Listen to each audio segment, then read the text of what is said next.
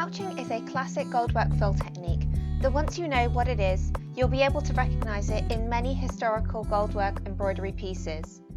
The finished look of a couched piece can be very simple, or it can look very complicated depending on how you bend it to your will. Part of the beauty of couching is that you can apply it to any Goldwork thread or combination of threads you like.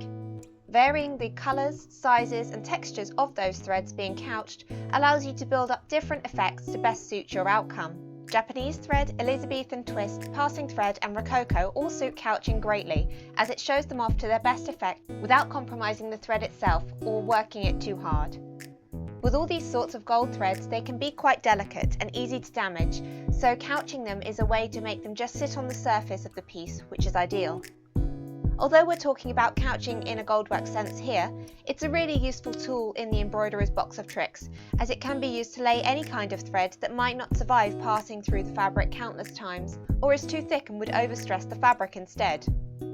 Another way of adding interest into your couching is to add a break into a closed shape so that you form a pattern within the shape. This can be great for organic subjects in particular. Playing around with where you put the break and how many breaks there are will range the effect that you get. To find out more about couching or to try some for yourself, check out our Goldwork online class 4-part series The Pear Design, or Goldwork Letters online class 2, both of which were featured in this video.